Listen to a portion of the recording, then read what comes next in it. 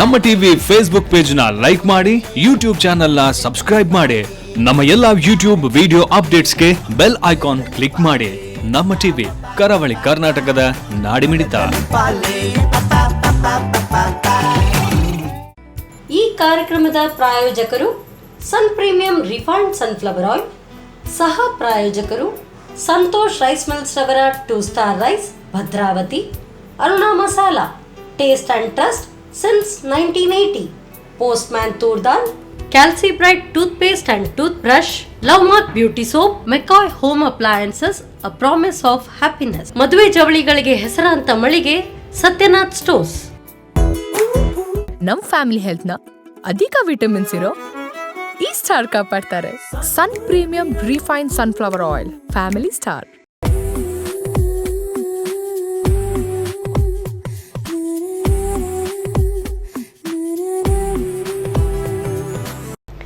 ನಮಸ್ಕಾರ ವೀಕ್ಷಕರೇ, sun premium refined sunflower oil ಅರ್ಪಿಸುವ ನಮ್ಮ ಸವಿರುಚಿ ಕಾರ್ಯಕ್ರಮಕ್ಕೆ ನಿಮಗೆಲ್ಲರಿಗೂ ಪ್ರೀತಿಯ ಸ್ವಾಗತ. ಇದು ಅಡುಗೆ ಮನೆ ನಮ್ಮದು, ಹೊಸ ರುಚಿ ನಿಮ್ಮದು.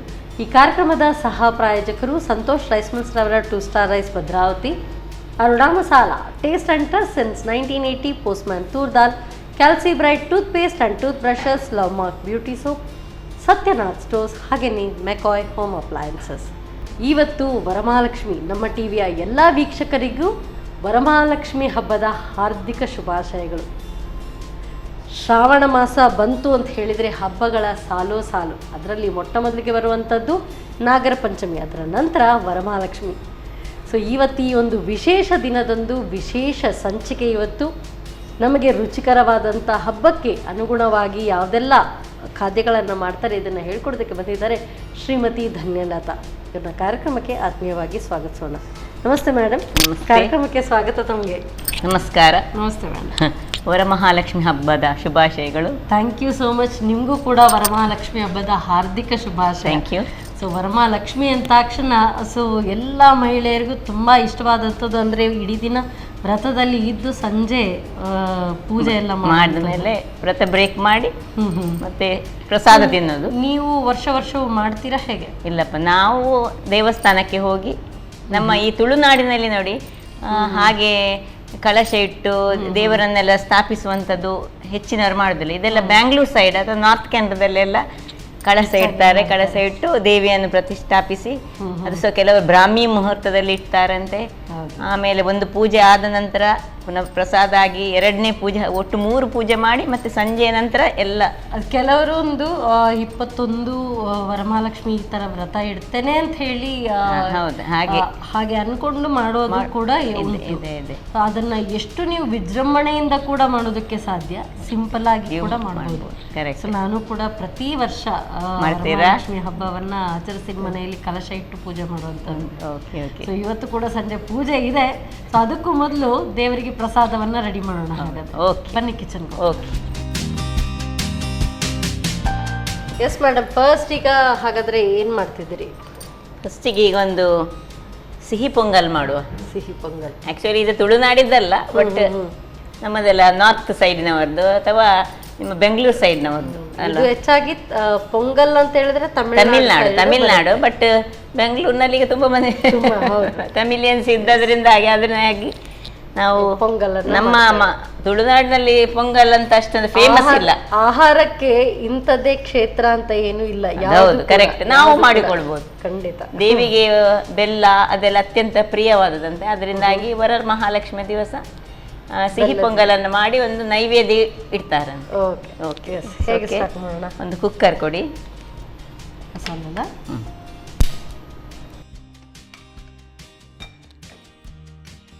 ಒಂದು ಸ್ಪೂನು ಅಲ್ಲೇ. ಸೊ ಈಗ ಸ್ವಲ್ಪ ತುಪ್ಪ ಹಾಕಿ ನಾವು ಡ್ರೈ ಫ್ರೂಟ್ಸ್ ಅನ್ನು ಸ್ವಲ್ಪ ಫ್ರೈ ಮಾಡಿಕೊಳ್ಳೋಣ. ಇದಕ್ಕೆ ಸ್ವಲ್ಪ ಹೆಚ್ಚು ಡ್ರೈ ಫ್ರೂಟ್ಸ್ ಹಾಕಿದರೆ ಒಳ್ಳೆಯದು. ಗೇರು ಬೀಜ ಮತ್ತು ದ್ರಾಕ್ಷಿ ತಗೊಂಡಿದ್ದೇನೆ ನಾನು. ಈ ಒಂದು ವ್ರತಾಚರಣೆಯ ವಿಶೇಷತೆ ಅಂತ ಹೇಳಿದ್ರೆ ಆ ದಿನ ಕಲಶ ಹಾಗೆ ಇಟ್ಟು ಕೂಡ ಮಾಡ್ಬೋದು. ಅದನ್ನು ಕೂಡ ತುಂಬಾ ಒಳ್ಳೆ ರೀತಿಯಲ್ಲಿ ಅಲಂಕಾರ ಕೂಡ ಮಾಡ್ತಾರೆ. ಸೊ ಮಾಡೋದಿದ್ರು ಮಾಡ್ಬೋದು, ಇಲ್ಲದಿದ್ರೂ ತೊಂದರೆ ಇಲ್ಲ.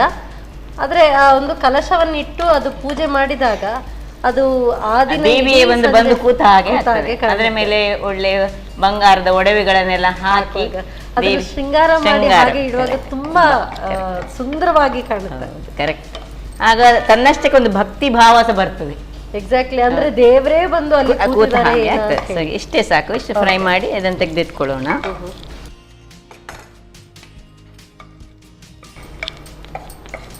ಈಗ ಇದರಲ್ಲಿ ಉಳಿದ ಸ್ವಲ್ಪ ತುಪ್ಪವನ್ನು ಹಾಕ್ಕೊಂಡು,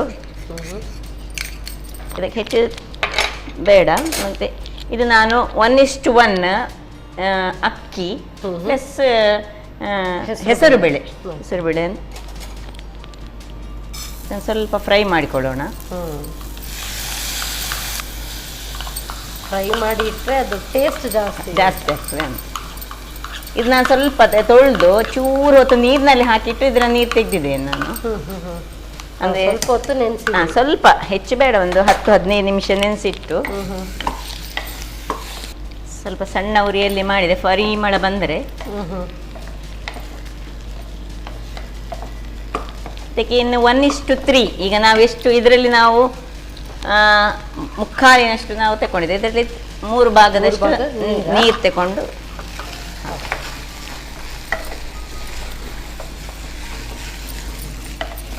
ಸ್ವಲ್ಪ ಉಪ್ಪು ಹಾಕಿ ಬೇಯಿಸೋದು. ಸ್ವಲ್ಪ ಚಿಟಿಕೆಯಷ್ಟು ನೀರು ಹಾಕ್ಲಾ? ಒಂದಾಯಿತು.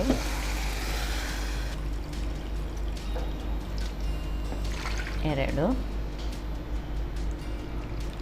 ಸಾಕು.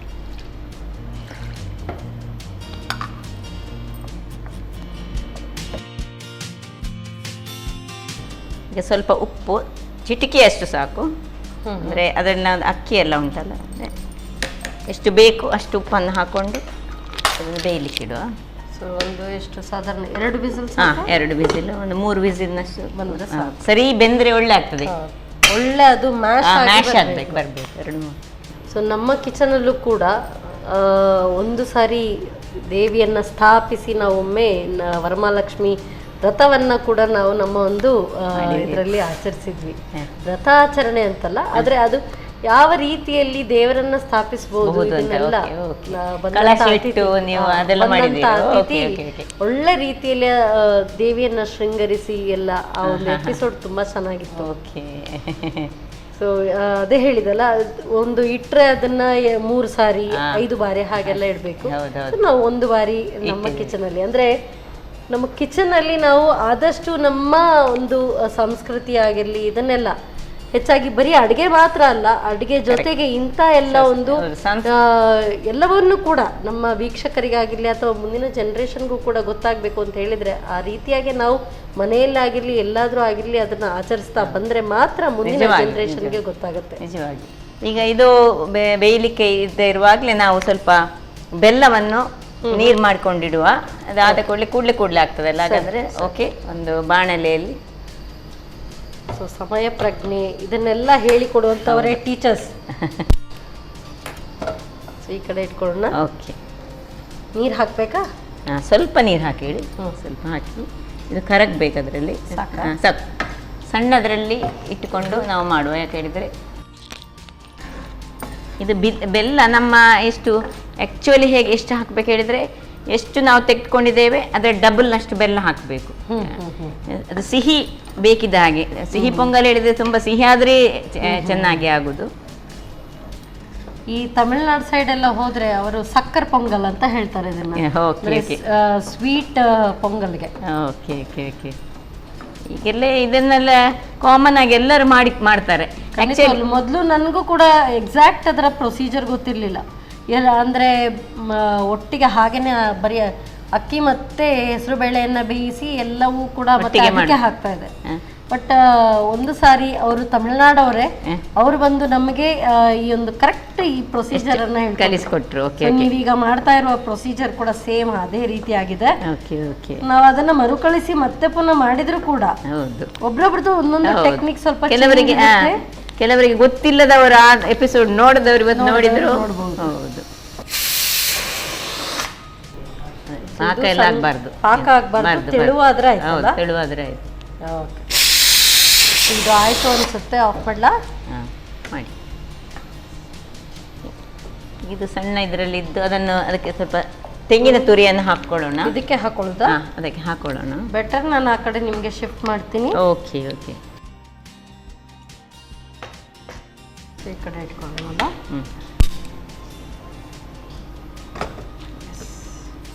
ಓಕೆ, ಇದು ಸಾಕು. ಇದು ಪಾಕ ಏನು ಆಗೋದು ಬೇಡ. ಈಗ ಇದರಲ್ಲಿ ಇದಕ್ಕೆ ಸ್ವಲ್ಪ ತೆಂಗಿನ ತುರಿಯನ್ನು ಹಾಕೊಳ್ಳೋಣ. ಸ್ವಲ್ಪ ತೆಂಗಿನ ತುರಿ ಹಾಕ್ಕೊಂಡು ಇನ್ನು ಅದನ್ನು ಮಿಕ್ಸ್ ಮಾಡೋದು ಇದಕ್ಕೆ. ಓಕೆ, ಅಂದರೆ ಇದರ ಸ್ಟೀಮ್ ಸ್ವಲ್ಪ ಬಿಡಬೇಕು. ಓಕೆ, ಹೌದು. ಅದು ಸ್ಟೀಮ್ ಹೋದ ಕೂಡಲೇ ಇದನ್ನು ಮಿಕ್ಸ್ ಮಾಡೋದು. ಅದರೊಟ್ಟಿಗೆ ನಮ್ಮ ಇದು ಡೀಪ್ ಫ್ರೈ ಅಲ್ಲ, ಇದು ಫ್ರೈ ಮಾಡಿದ್ದ ಡ್ರೈ ಫ್ರೂಟ್ಸನ್ನು ಹಾಕೊಳ್ಳೋಣ. ಇದು ಅತ್ಯಂತ ಸುಲಭ. ಅಂದರೆ ವರಮಹಾಲಕ್ಷ್ಮಿ ವ್ರತ ಮಾಡುವವರು ಇದನ್ನೆಲ್ಲ ಮಾಡ್ಲಿಕ್ಕೆ ಅವರಿಗೆ ಶಕ್ತಿ ಬೇಕಲ್ಲ, ಸ್ಟ್ರೈನ್ ಮತ್ತೆ ಕೆಲಸವೂ ಕೂಡ ತುಂಬಾ ಇರ್ತದೆ. ಅದರಿಂದಾಗಿ ಸ್ಟ್ರೈನ್ ಮಾಡಿಕೊಳ್ಳಿಕ್ಕಿಲ್ಲ, ಸುಲಭ, ಈಸಿ. ಬೆಲ್ಲದಿಂದ ಮಾಡಿದಂತಹ ಎಲ್ಲ ಬೇಳೆಗಳು ಅಥವಾ ನೀವು ಹೇಳಿದಾಗೆ ಹಯಗ್ರೀವ ಮಾಡಿದ್ರು ಸಹ ಲಕ್ಷ್ಮಿಗೆ ಮಡ್ಡಿ ಕೂಡ ಮಾಡ್ತಾರೆ. ಲಕ್ಷ್ಮಿಗೆ ಬಲು ಪ್ರಿಯ. ಓಕೆ, ಇನ್ನದು ಸ್ಟೀಮ್ ಬಿಟ್ಟಿದೆ ಅಲ್ಲ? ಸ್ಟೀಮ್ ಬಿಟ್ಟಿದೆ ಇದು ಕೂಡ. ಎಸ್, ಓಕೆ, ಒಳ್ಳೆ ರೀತಿಯಲ್ಲಿ ಬೆಂದಿದೆ.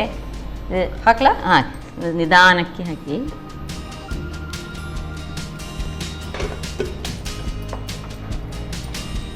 ಬೆಲ್ಲದಲ್ಲಿ ತೆಂಗಿನಕಾಯಿ ಮಿಕ್ಸ್ ಮಾಡಿದ್ದೇವೆ ನಾವು ಮೊದಲೇ.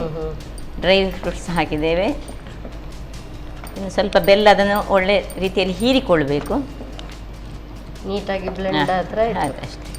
ಇದು ತಮಿಳ್ನಾಡಿನ ಖಾರ ಪೊಂಗಲ್ ಸಹ ಮಾಡ್ತಾರೆ. ಹೌದು, ಅದರಲ್ಲಿ ಈ ಬೆಲ್ಲ ಹೆಚ್ಚು ಹಾಕಲಿಕ್ಕಿಲ್ಲ. ಸಂಕ್ರಾಂತಿಗೆ ಹೆಚ್ಚಾಗಿ ಖಾರ ಮತ್ತೆ ಸ್ವೀಟ್ ಎರಡು ಕೂಡ ಮಾಡ್ತಾರೆ. ಕೊನೆಯಲ್ಲಿ ಏಲಕ್ಕಿಯನ್ನು ಹಾಕೊಳ್ಳೋಣ. ಏಲಕ್ಕಿ ಪುಡಿ ಮಾಡಿ ಇಟ್ಕೊಂಡದ್ದು. ಒಂದು 5 ನಿಮಿಷ ಹೀಗೆ ಮಾಡಿ ಮತ್ತೆ ಆಫ್ ಮಾಡಿಕೊಂಡು. ಆ್ಯಕ್ಚುಲಿ ನಮ್ಮದು ಇಲ್ಲಿ ತುಳುನಾಡಿನಲ್ಲಿ ಹೆಚ್ಚು ಇದನ್ನೆಲ್ಲ ಮಾಡಿದೆ. ನಾವೆಲ್ಲ ದೇವಸ್ಥಾನಕ್ಕೆ ಹೋಗಿ ದೇವಸ್ಥಾನದಲ್ಲಿ ಪ್ರತಿಯೊಂದು ದೇವಸ್ಥಾನಗಳಲ್ಲಿ ವರಮಹಾಲಕ್ಷ್ಮಿಯ ವ್ರತದ ಪೂಜೆ ಇರ್ತದೆ, ಸಹಸ್ರ ಕುಂಕುಮಾರ್ಚನೆ ಇರ್ತದೆ. ಅದರಲ್ಲಿ ಭಾಗವಹಿಸಿ ಮತ್ತು ಕೆಲವು ದೇವಸ್ಥಾನಗಳಲ್ಲಿ ಈ ಸುಮಂಗಲಿಯರಿಗೆಲ್ಲ ಬಾಗಿನ ಕೊಡುವ ಅದು ಪದ್ಧತಿ ಸಹ ಉಂಟು. ಅದರಲ್ಲಿ ಒಂದು ಗಿಫ್ಟ್ ಥರ ಒಂದು 2 ಬಳೆಗಳು, ಒಂದು ವಸ್ತ್ರ, ಸಣ್ಣ ಬ್ಲೌಸ್ ಪೀಸ್ ಅಥವಾ ಒಂದು ವೀಳ್ಯದೆಲೆ, ಒಂದು ಅಡಿಕೆ, ಹಾಗೆ. ಸೊ ಅದು ಒಂದು ಪದ್ಧತಿ ಏನು ಅಂತ ಹೇಳಿದ್ರೆ, ನಾವು ಅರಿಶಿನ ಕುಂಕುಮ ಕೊಡುದು ಅಂತ ಹೇಳಿ. ಹೌದು, ಕರೆಕ್ಟ್. ಆಗ ವೀಳ್ಯದೆಲೆ, ಅದಕ್ಕೊಂದು 2 ಅಡಿಕೆ, ಬಳೆ, ಏನಾದ್ರೂ ಫಲವಸ್ತು, ಹಾಗೆ ವಸ್ತ್ರ, ಹಾಗೆ ಏನಾದ್ರೂ ಬಾಗಿನ ಕೊಡುವಂಥದ್ದು. ಸೊ ಇದನ್ನ ಕೊಡ್ಲೇಬೇಕು. ವರಮಹಾಲಕ್ಷ್ಮಿ ಅಂದ್ರೆ ಶಿವನ ಬಗ್ಗೆ ಪಾರ್ವತಿ ಕೇಳಿದ್ಲಂತೆ, ಮುತ್ತೈದೆಯರು ಸುಮಂಗಲಿಯರಾಗಿರ್ಲಿಕ್ಕೆ ಮತ್ತೆ ಅವರ ಇಡೀ ಜೀವನ ಕುಟುಂಬವೇ ಸಮೃದ್ಧಮಯವಾಗಿರ್ಬೇಕಾದ್ರೆ ಏನು ಮಾಡ್ಬೇಕಂದ್ರೆ ವರಮಹಾಲಕ್ಷ್ಮಿಯ ಒಂದು ವ್ರತವನ್ನು ಆಕೆ ಮಾಡಿದ್ರೆ ಆಕೆಗೆ ವರ್ಷ ಪೂರ್ತಿ ಅಥವಾ ಜೀವನ ಪೂರ್ತಿ ಸುಖ ಸೌಭಾಗ್ಯ ದೊರೀತದೆ ಅಂತ ಹೇಳಿದಾಗೆ ವರ ಮಹಾಲಕ್ಷ್ಮಿ, ವರವನ್ನು ಕೊಡುವಂತಹ ಮಹಾಲಕ್ಷ್ಮಿ. ಓಕೆ, ಆಯ್ತು. ಇದು ರೆಡಿ ಆಯ್ತು. ಓಕೆ, ಇದನ್ನು ಆಫ್ ಮಾಡ್ಕೊಳ್ಳೋಣ. ಈಗ ಸರ್ವ್ ಮಾಡುವ.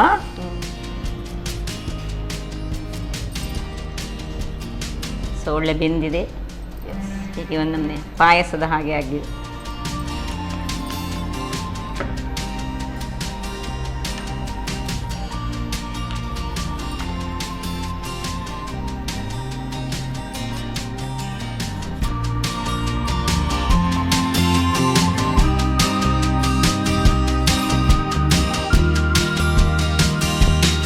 ಸೊ ಪ್ರಸಾದ ಹೇಗೆ ಉಂಟಂತ ಹೇಳಿ ಟೇಸ್ಟ್ ಮಾಡಿ ಹೇಳಿ. ಖಂಡಿತವಾಗ್ಲೂ. Thank you so much madam. So ಹಬ್ಬದ ಪ್ರಯುಕ್ತ ನಮ್ಮ ಕಿಚನಲ್ಲಿ ಸಿಹಿ ಪೊಂಗಲ್ ರೆಡಿಯಾಗಿದೆ. ಸೊ ಹೆಚ್ಚಾಗಿ ಯಾವುದೇ ಹಬ್ಬ ಹರಿದಿನ ಆಗಲಿ ಏನಾದರೂ ಒಂದು ನೈವೇದ್ಯವನ್ನು ನಾವು ಮಾಡಬೇಕು. ಎಸ್ಪೆಷಲಿ ಅದು ಅಕ್ಕಿ ಆಗಿರಲಿ ಅಥವಾ ಕಾಳುಗಳಿಂದ ಮಾಡುವಂಥದ್ದು. ಸೊ ಇದು ಸಿಹಿ ಪೊಂಗಲ್. ಯಾವ ರೀತಿ ತಯಾರಿಸೋದು ಮತ್ತೊಮ್ಮೆ ನೋಡಿ. ಸಿಹಿ ಪೊಂಗಲ್ ತಯಾರಿಸೋ ವಿಧಾನ: ಮೊದಲಿಗೆ ತುಪ್ಪದಲ್ಲಿ ದ್ರಾಕ್ಷಿ ಗೋಡಂಬಿಯನ್ನು ಹುರಿದಿಟ್ಟುಕೊಳ್ಳಿ. ನಂತರ ಬೆಳ್ತಿಗೆ ಅಕ್ಕಿ ಹಾಗೂ ಅದರ ಕಾಲು ಭಾಗದಷ್ಟು ಹೆಸರು ಬೇಳೆಯನ್ನು ಹುರಿಯಿರಿ.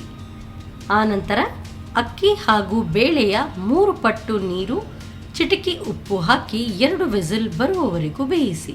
ಇನ್ನೊಂದೆಡೆ 2 ಕಪ್ ಬೆಲ್ಲಕ್ಕೆ ಸ್ವಲ್ಪ ನೀರು ಹಾಕಿ ಕರಗಿಸಿಕೊಳ್ಳಿ.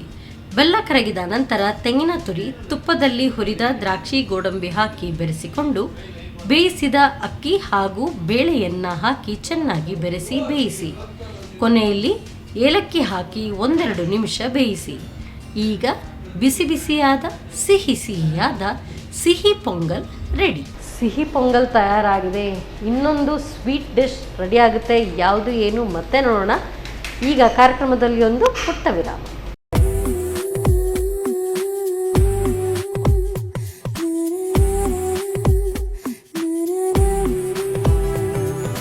ವಿರಾಮದ ನಂತರ ಮತ್ತೊಮ್ಮೆ ಸನ್ ಪ್ರೀಮಿಯಂ ರಿಫೈನ್ಡ್ ಸನ್ಫ್ಲವರ್ ಆಯಿಲ್ ಅರ್ಪಿಸುವ ನಮ್ಮ ಸವಿರುಚಿ ಕಾರ್ಯಕ್ರಮಕ್ಕೆ ನಿಮಗೆಲ್ಲರಿಗೂ ಪ್ರೀತಿಯ ಸ್ವಾಗತ. ಇದು ಅಡುಗೆ ಮನೆ ನಮ್ಮದು, ಹೊಸ ರುಚಿ ನಿಮ್ಮದು.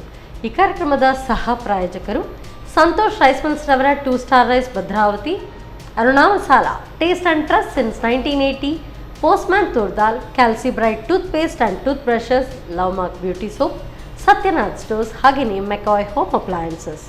ಸೊ ಒಂದು ಸಿಹಿ ಭಕ್ಷ್ಯ ಅಂತೂ ರೆಡಿಯಾಗಿದೆ. ನೆಕ್ಸ್ಟ್ ಯಾವ ಸಿಹಿ ಖಾದ್ಯ ಬನ್ನಿ ಕೇಳೋಣ. ಎಸ್ ಮೇಡಮ್, ಈಗ ಯಾವ ಸಿಹಿ ಖಾದ್ಯ? ಗೋಧಿಯಿಂದ ಏನೋ ಮಾಡ್ತೀನಿ ಅಂತ ಹೇಳಿದ್ರೆ, ಗೋಧಿ ಕಡಿಯಿಂದ, ಗೋಧಿ ನುಚ್ಚು ಹೇಳ್ತೇವೆ ನಾವು, ಅದರಿಂದ ಒಂದು ದೇವಿಗೆ ಅತ್ಯಂತ ಪ್ರಿಯವಾದ ಒಂದು ಪಾಯಸ. ಓ, ಗೋಧಿ ಕಡಿ ಪಾಯಸ. ಸರಿ, ಹೇಗೆ ಶುರು ಮಾಡೋದು? ಒಂದು ಕುಕ್ಕರಲ್ಲಿ ಇದನ್ನು ಬೇಯಿಸ್ಕೊಳ್ಳೋಣ. ಸುರಿಗೆ ಗ್ಯಾಸ್ ಆನ್ ಮಾಡಲಾ? ಓಕೆ.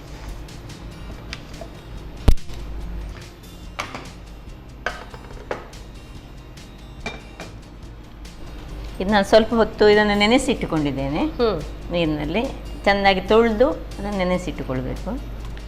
ಮತ್ತು ನಾನು ಈ ತೆಂಗಿನ ಹಾಲು ತೆಗೆದಿದ್ದೇನೆ, ದಪ್ಪ ಹಾಲು ತೆಗೆದಿದ್ದೇನೆ, ಅದು ಕೊನೆಗೆ ಸೇರಿಸಲಿಕ್ಕೆ. ಅದರಲ್ಲಿ ಸೆಕೆಂಡ್ ಹಾಲು, ನೀರು ಹಾಲು ಅಂತ ಹೇಳಿದ್ರೆ ಅದನ್ನು, ತೆಳು ಹಾಲನ್ನು ಅದಕ್ಕೆ ಸೇರಿಸ್ಕೊಳ್ತಾ 1 ಚಿಟಿಕೆಯಷ್ಟು ಉಪ್ಪು,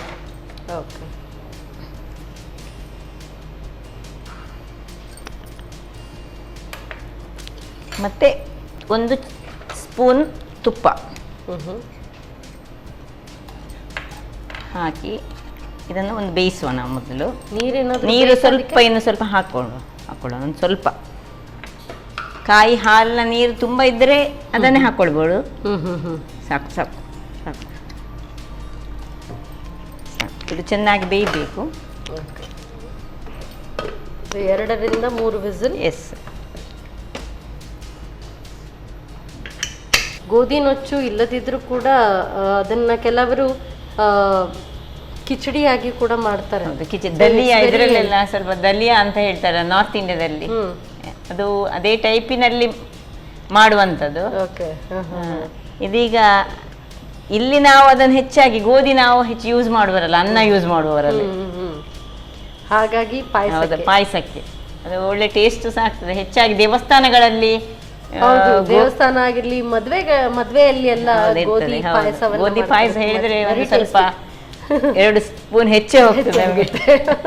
ಅದ್ರ ಜೊತೆಗೆ ಏನಾದ್ರೂ ನಮ್ಮ ಕಡಲೆಬೇಳೆದು ಹೋಳಿಗೆ ಇರ್ಬೇಕು, ಇನ್ನೂ ಟೇಸ್ಟಿ. ಕೆಲವರು ವರಮಹಾಲಕ್ಷ್ಮಿಗೆ ಹೋಳಿಗೆ ಸಹ ಮಾಡ್ತಾರೆ, ಕೆಲವರು ಬೇರೆ ಬೇರೆ ರೀತಿಯ ಅಡಿಗೆಗಳನ್ನು ಮಾಡ್ತಾರೆ. ಓಕೆ, ಸಾಕು. ಆಫ್ ಮಾಡೋಣ. ಇದು ಪ್ರೆಷರ್ ಹೋಗ್ಲಿಕ್ಕೆ ನಾವು ಸೈಡಲ್ಲಿ ಇಟ್ಟುಕೊಂಡು ಒಂದು ಬಾಣಲೆ ಕೊಡಿ. ಅದರಲ್ಲಿ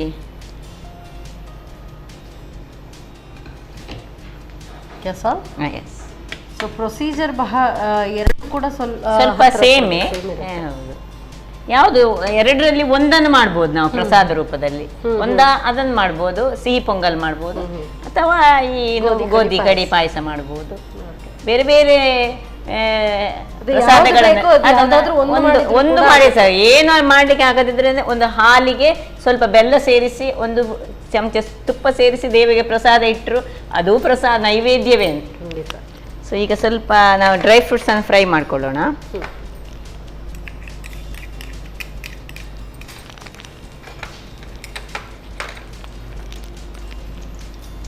ನಾನು ದ್ರಾಕ್ಷಿ ಮತ್ತು ಗೇರು ಬೀಜ ಮಾತ್ರ ತಗೊಂಡಿದ್ದೇನೆ, ಬೇರೆ ಸಹ ಏನು ತಗೊಳ್ಬೋದು.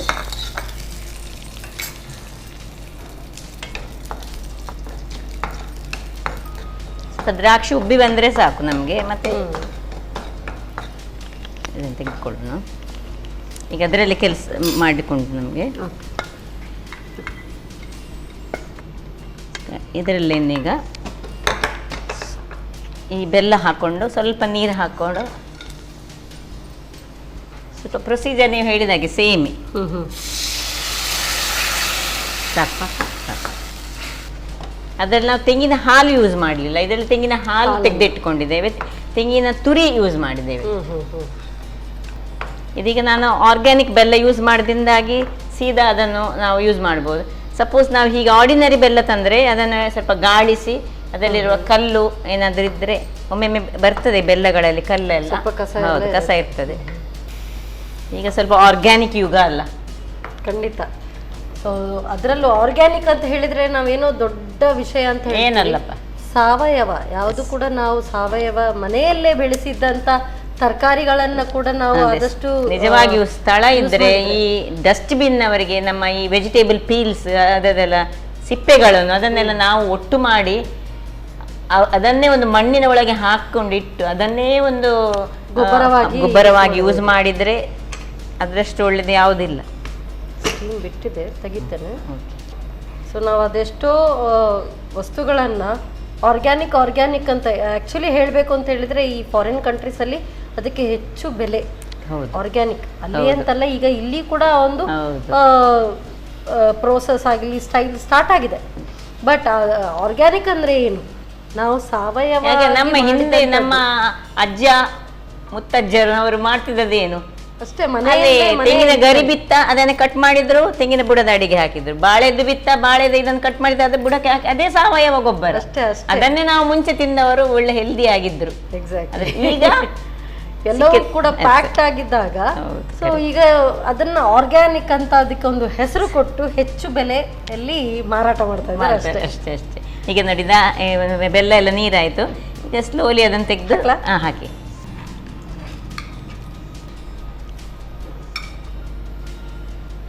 ಸಿಹಿ ಆ್ಯಕ್ಚುಲಿ ಹಬ್ಬದ ಯಾವುದೇ ಪಾಯಸ ಮಾಡುವಾಗ ಒಳ್ಳೆ ಸಿಹಿಯಾಗಿ ಆ ದಿವಸ ಒಂದು ದಿನ ತಿನ್ಬೋದು, ಎಷ್ಟು ಸಿಹಿ ಅಲ್ವಾ?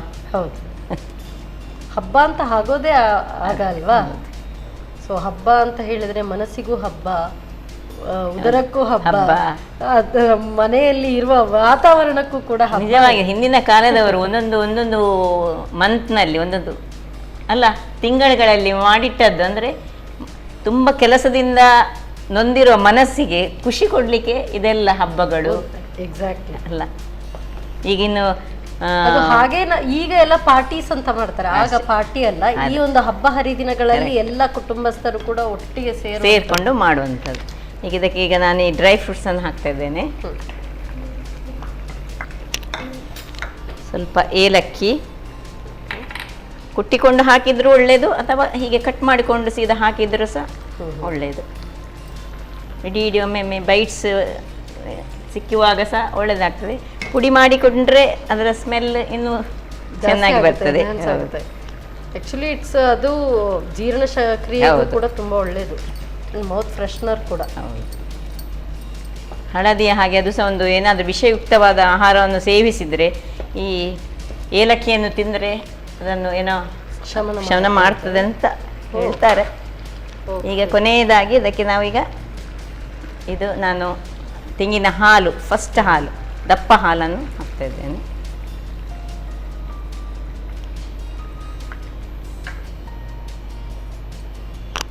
ಸ್ವಲ್ಪ ಉಳಿದ ತುಪ್ಪವನ್ನು ಸೇರಿಸ್ತಾ ಇದ್ದೇನೆ.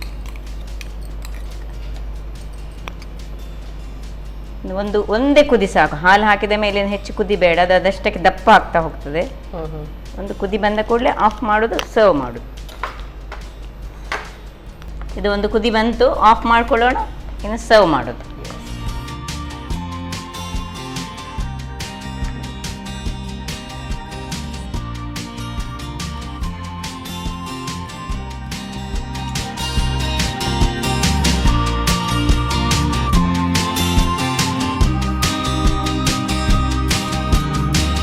ಸೊ ಗೋಧಿ ಕಡಿಯ ಸ್ಪೆಷಲ್ ಪಾಯಸ ready. Thank you so much. ಹಬ್ಬಕ್ಕೆ ಎಷ್ಟು ಸ್ವೀಟ್ಸ್ ಇದ್ದರೂ ಕೂಡ ಸಾಲದು. ಸೊ ಒಂದನ್ನು ಕೂಡ ಮಾಡ್ಕೊಳ್ಬೋದು ಅಥವಾ ನಿಮ್ಮ ಇಷ್ಟ ಪ್ರಕಾರವಾಗಿ 2-3 ಬಗೆ ಭಕ್ಷ್ಯವನ್ನು ಕೂಡ ಮಾಡ್ಬೋದು. ಈಗ ಗೋಧಿ ಕಡಿ ಪಾಯಸವನ್ನು ಮಾಡಿದ್ದಾರೆ. ಯಾವ ರೀತಿ ತಯಾರಿಸೋದು ಮತ್ತೊಮ್ಮೆ ನೋಡಿ.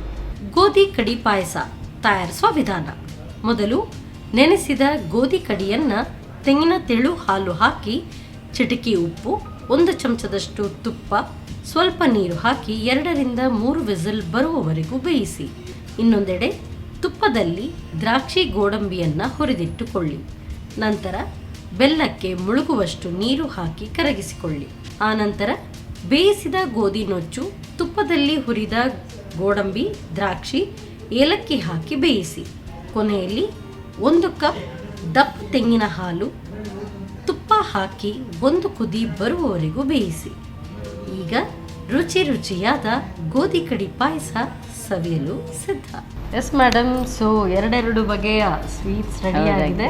ಸೊ ಬಹುಶಃ ಇದು ಸ್ವಲ್ಪ ಅದಕ್ಕಿಂತ ಇದು ತಣ್ಣಗಾಗಿದೆ. ಇದನ್ನು ಫಸ್ಟ್ ಟೇಸ್ಟ್ ನೋಡಿ.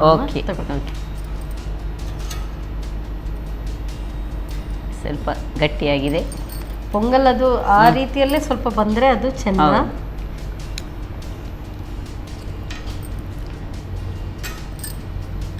ಹದವಾಗಿ ಸ್ವೀಟ್, ಲೈಟ್ ಸ್ವೀಟ್ ಆಗಿದೆ.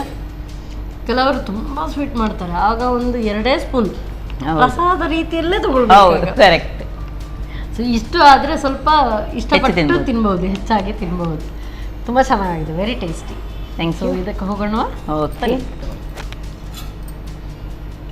ಇದೀಗ ಸ್ವಲ್ಪ ಬಿಸಿ ಬಿಸಿಯಾಗಿದೆ.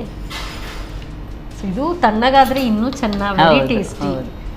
ಗೋಧಿ ಕಡಿ ಪಾಯಸ ಎಲ್ಲಿದೆ ಅಂತಂದರೆ ಅದೊಂದು 2 ಕಪ್ ಅಷ್ಟು ಹೋಗುತ್ತೆ.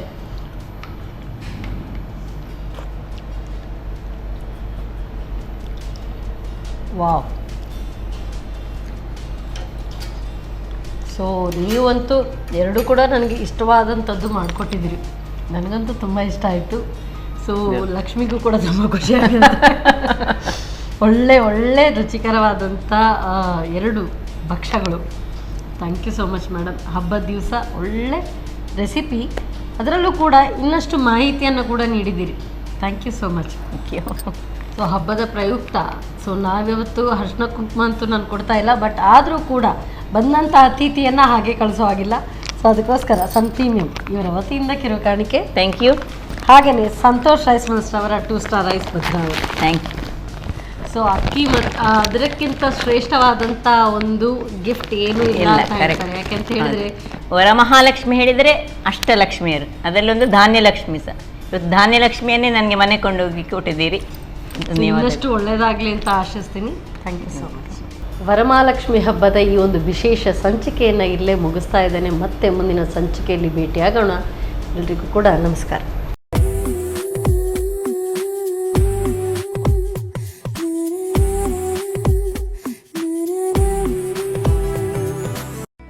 ಈ ಕಾರ್ಯಕ್ರಮದ ಪ್ರಾಯೋಜಕರು sun premium refined sunflower oil, ಸಹ ಪ್ರಾಯೋಜಕರು ಸಂತೋಷ್ ರೈಸ್ ಮಿಲ್ಸ್ ರವರ 2 star rice Bhadravati, Aruna masala, taste and trust since 1980, postman toor dal, calci bright toothpaste and toothbrush, love mark beauty soap, McCoy home appliances, a promise of happiness, ಮದುವೆ ಜವಳಿಗಳಿಗೆ ಹೆಸರಾಂತ ಮಳಿಗೆ Satyanath stores. ನಮ್ family health ನ ಅಧಿಕ ವಿಟಮಿನ್ಸ್ ಇರೋ ಈ ಸ್ಟಾರ್ ಕಾಪಾಡ್ತಾರೆ. Sun premium refined sunflower oil, family star.